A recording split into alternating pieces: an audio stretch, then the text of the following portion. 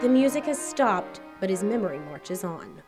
For just someone who's 24 years old to have had this kind of impact, his life was full. And according to Dad, his son was busy. With people, with youth groups, with activities at church and school, in different bands, different organizations, he was extremely busy. A music man, there isn't an instrument Sean couldn't pick up. He was so talented. He played in our praise band. He mostly played the keyboards, but he could play guitar, bass guitar. He played saxophone, French horn.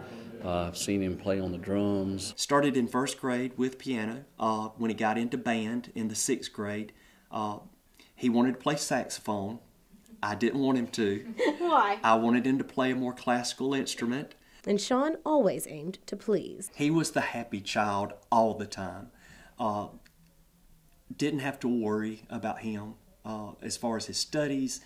I didn't have to worry about his integrity. He would stand up for what was right. He would stand up for who was right. And that's one thing that I really will remember forever about him is his ability to do the right thing when it wasn't the popular thing. Just an example of faith.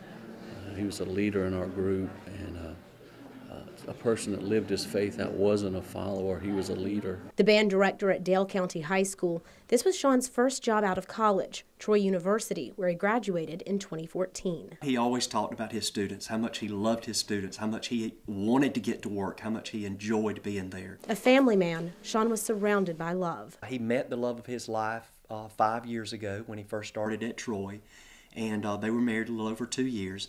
Have a darling 2-year-old granddaughter and one on the way. We don't know if it's a boy or a girl yet. Children who are a comforting connection to the man so many love and miss. It'll be fun to watch them grow up and to see him grow up in them.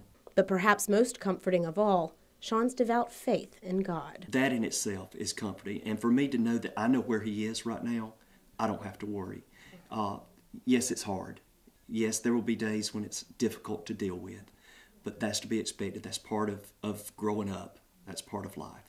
And in the hard times to come, Joseph holds on to a lesson that's been years in the making. There was one time where he had broken a window. And he was so upset that I was going to be mad with him. And like I told him, it's a window. It can be replaced. I never did. But it can be replaced. And I share with some folks, you know, that window now reminds me that you can be broken and still useful.